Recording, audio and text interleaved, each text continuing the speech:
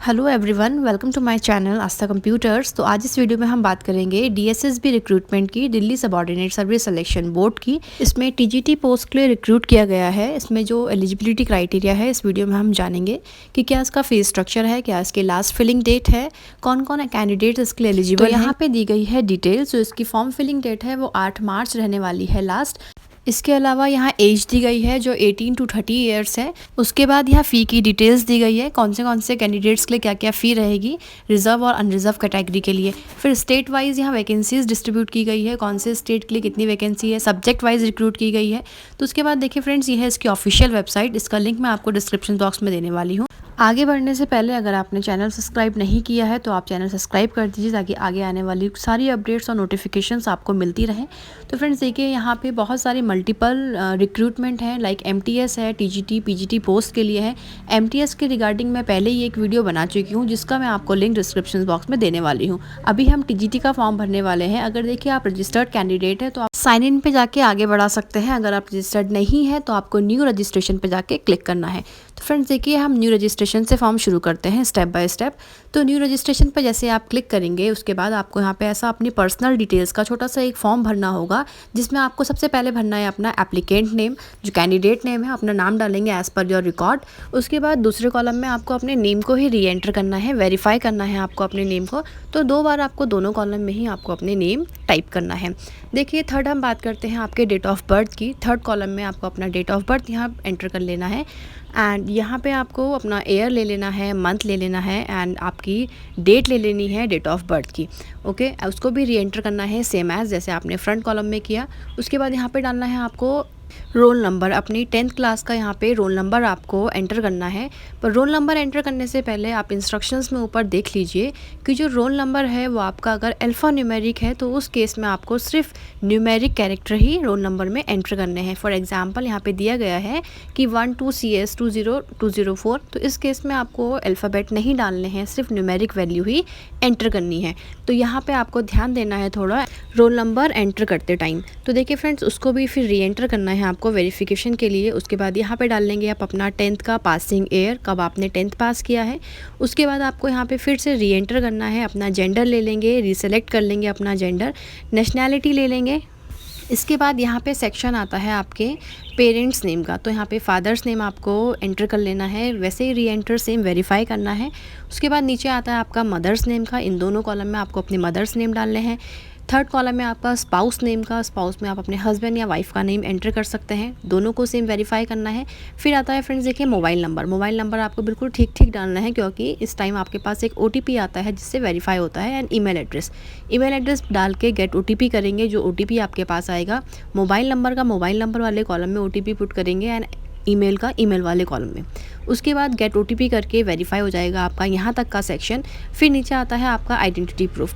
Identity proof में अगर आपके पास आधार कार्ड है तो आप येस करके आधार कार्ड के डिटेल्स डाल लेंगे, और नो अगर आपके पास आधार कार्ड नहीं है तो नो वाले ऑप्शन में जाके आप उसके अदर ऑप्शन ले सकते हैं। देखिए अगर मैंने येस किया है तो मुझे आधार नंबर यहाँ डालना है, री एंटर करना है। उसके बाद जो नेम है मेरा आधार में वो डालना है। और अगर मैं आधार कार्ड नहीं लेती हूँ, अगर आप नो ऑप्शन को चूज़ करते हैं तो उसके बाद देखिए यहाँ पे आपके पास अल्टरनेट ऑप्शन आते हैं, लाइक ड्राइविंग लाइसेंस आप ले सकते हैं, पैन कार्ड ले सकते हैं, और अदर वोटर IDs भी आप यहाँ पे अपना इलेक्शन कार्ड ऐसा कुछ ले सकते हैं अदर अल्टरनेट में। जो भी आप लेने वाले हैं वैलिड ID, उसको आपको अपलोड करना है। यहाँ पे अपलोड का साइज़ भी यहाँ दिया गया है, पैन कार्ड ड्राइविंग लाइसेंस दोनों का बहुत डिफरेंट साइज़ दिया गया है। तो उसके अकॉर्डिंग आपको यहाँ साइज़ बना लेना है, और जो भी आप ID सेलेक्ट करेंगे उसका नंबर और नेम एज़ पर आधार या name as per pan card आपको वहाँ पे मेंशन कर लेना है। देखिए उसके बाद आपको बनाना है पासवर्ड। एक स्ट्रॉन्ग सा पासवर्ड आपको यहाँ पे क्रिएट करना है, और पासवर्ड आपका जो है वो एक अल्फ़ाबेटिक होना चाहिए प्लस न्यूमेरिक होना चाहिए, कुछ स्पेशल कैरेक्टर उसमें होल्ड होने चाहिए। तो फ्रेंड्स देखिए यहाँ पे एग्जांपल मैं आपको बना के दिखाती हूँ कि कैसा आपको पासवर्ड बनाना है। जो भी आपका नेम है तो आप उस नेम को यहाँ पे टाइप कर सकते हैं, और उसमें कुछ कैरेक्टर अपर केस में, कुछ कैरेक्टर लोअर केस में रख के, और फिर कुछ डिजिट का यूज़ कर सकते हैं, और कोई भी स्पेशल कैरेक्टर यूज़ कर सकते हैं। स्पेशल कैरेक्टर के एग्जांपल्स भी आपको डिस्प्ले में दिए गए हैं। तो ऐसा कुछ आपको पासवर्ड क्रिएट करना है। तो स्ट्रॉन्ग सा पासवर्ड करने के बाद आप यहाँ पे सेव कर दीजिए, री एंटर पासवर्ड कर दीजिए। अंडरटेकिंग पे टिक करने के बाद इसको प्रीव्यू कर लीजिए।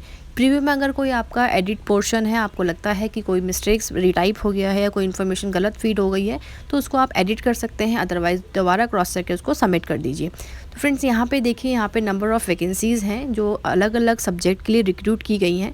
तो आपको अपने किस सब्जेक्ट के लिए यहाँ पे या किस पोस्ट के लिए आप अप्लाई करना चाहते हैं, तो उसके आगे अप्लाई नाउ पर आप क्लिक कर सकते हैं। तो अपना पोस्ट देख के आप, जैसे कि मैं यहाँ पे पीजीटी संस्कृत के लिए, हिंदी संस्कृत के लिए, ऐसे आप भर सकते हैं। तो जिसमें अप्लाई नाउ पे आप क्लिक करेंगे उसके ठीक आगे, फिर आगे बढ़ने के बाद आपको यहाँ पे अपना एड्रेस टाइप कर लेना है। यहाँ पे आपको अपना करेक्ट एड्रेस टाइप कर लेंगे। अगर आपका present and permanent address same है तो बीच में एक कॉलम है टिक का, आप उसको टिक करके दोनों में सेम एड्रेस फीड ऑटोमेटिक हो जाएगा। पिन कोड एंटर कर लेंगे फ्रेंड्स। पिन कोड एंटर करने के बाद देखिए यहाँ पे आपका कैटेगरी आ जाएगी। जो भी आपकी कैटेगरी है अपने अकॉर्डिंग अपनी कैटेगरी ले लीजिए। और यहाँ पे Delhi OBC Delhi and outside Delhi OBC का एक ऑप्शन दिया गया है। तो यहाँ पे जो रिजर्व कैटेगरी की फैसिलिटीज़ है ओबीसी की, वो दिल्ली वाले ओबीसी कैंडिडेट्स को ही दी जाएगी। बाकी जो आउटसाइड दिल्ली के कैंडिडेट्स हैं उनको ये फैसिलिटीज़ यहाँ नहीं दी जाएगी। देखिए उसके बाद अगर आप अनरिजर्व्ड से हैं तो आप अनरिजर्व्ड में करके आगे बढ़ जाइए। अगर आप SC ST के कैंडिडेट हैं तो उस केस में आपको यहाँ अपना सर्टिफिकेट नंबर देना होगा, कब आपको इशू हुआ है ये सर्टिफिकेट, और आपका स्टेट देना होगा कहाँ से आपको ये इशू हुआ है। उसके अलावा कौन सी अथॉरिटी ने आपको इशू किया है, तो ये सब आपकी डिटेल्स यहाँ पे डालनी होगी इफ़ अगर आप SC या ST कैंडिडेट है। तो उसके अलावा देखिए यहाँ पे फिर स्टेट ले लीजिए अपना, और सब कैटेगरीज़ यहाँ पे आपको मेंशन की गई है। इसमें से अगर आप बिलोंग करते हैं, एक्स आर्मी मैन हैं, डिफरेंटली एबल्ड हैं, ये सारी डिटेल्स दी गई है। अगर है तो आप इसको ओके कर दीजिए, अगर नहीं है तो आप इसको नो करके आगे बढ़ जाइए। फिर डिक्लेरेशन पे टिक करके इसको सेव एंड नेक्स्ट कर दीजिए, अपना डाटा यहाँ पे सेव कर लीजिए। उसके बाद देखिए यहाँ पे ऑप्शन आता है आपका अपलोड का। अपलोड करने के लिए आपको यहाँ दिए गए डायमेंशन के अकॉर्डिंग इसे क्रॉप करना होगा। अगर आपके पास ऑलरेडी क्रॉप और साइज़ फ़ोटो है तो आप यहाँ से इसको अपलोड कर सकते हैं। अगर आपके पास साइज़ नहीं बना है, फ़ोटो का क्रॉप नहीं है, तो आप क्रॉप ऑनलाइन वाले सेक्शन में जाके इसको यहाँ पे फ़ोटो का साइज़ डायमेंशन के अकॉर्डिंग बना सकते हैं। देखिए यहाँ पे एक नया पेज खुल जाता है जैसे आप क्लिक करेंगे। फिर जो ये सेकेंड ऑप्शन है यहाँ पर आप क्लिक करेंगे क्रॉप पे, जैसे मैं आपको स्क्रीन पे दिखा रही हूँ। यहाँ पे आप क्रॉप पे क्लिक करेंगे तो यहाँ पे डायमेंशन का एक ऑप्शन आता है विड्थ एंड हाइट का। यहाँ पे आपको जो डायमेंशन दी गई है वहाँ पे चेक करने के बाद आप वहाँ पे डायमेंशंस पुट कर लीजिए, तो ऑटोमेटिक आपके पास फ़ोटो का साइज़ बन के आ जाएगा। यहाँ से आप ईजिली बना सकते हैं। और बाकी जो डॉक्यूमेंट्स हैं यहाँ पे सब में ये ऑप्शन दिए गए हैं, तो यहाँ पर आप अपना ईजिली इसको क्रॉप करके यहाँ पर अपलोड कर सकते हैं।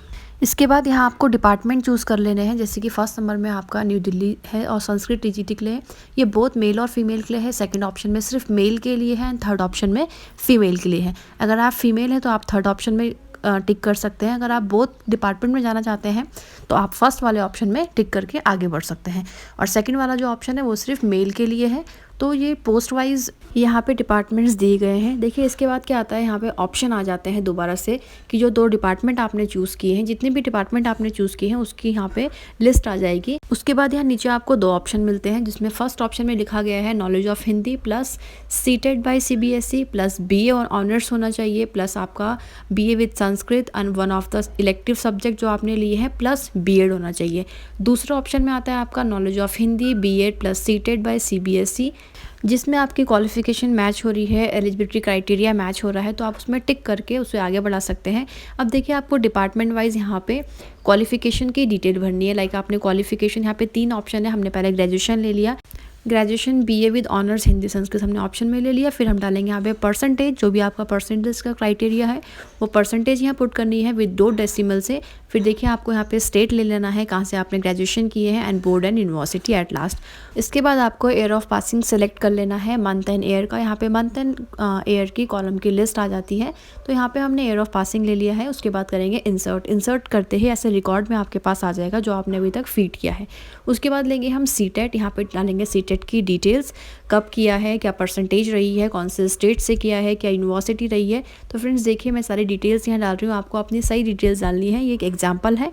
उसके बाद आपको ऐसे ही सेम एज ग्रेजुएट की डिटेल्स डालनी है, वहाँ पे आपको B.Ed की डिटेल्स डालनी है, B.Ed आपने कब किया है, क्या आपकी परसेंटेज रही है। तो सब कुछ फीड करने के बाद आपको नॉलेज ऑफ हिंदी करके उसको अपने डेटा को सेव करके आगे बढ़ा देना है। ये तीनों डिटेल्स डालनी है, मस्ट है। ग्रेजुएशन की, फिर सीटेट की, और ग्रेजुएट जो लास्ट है उसमें आपको B.Ed की डिटेल्स डालनी है। देखिए मैंने इंसर्ट करके इसको नॉलेज ऑफ हिंदी पर टिक करके एंड सेव एंड नेक्स्ट कर लिया है। इसके बाद ये जो हमने क्वालिफ़िकेशन डिटेल भेजी है, ये एक डिपार्टमेंट की सेव करी है, फिर आपको दूसरा डिपार्टमेंट चूज़ करके इसकी भी क्वालिफ़िकेशन डिटेल सारी ऐड करनी होगी। सेम एज़ 2 ऑप्शन आए हैं नॉलेज ऑफ़ हिंदी वाला, जो हमने पिछले अभी किया, तो उसमें एक में टिक करके आपको दोबारा से ग्रेजुएशन की, सीटेट की और ग्रेजुएट की डिटेल्स दोबारा से फिल करनी है। उसको नॉलेज ऑफ़ हिंदी पर टिक करके उसको आगे बढ़ा लेना है।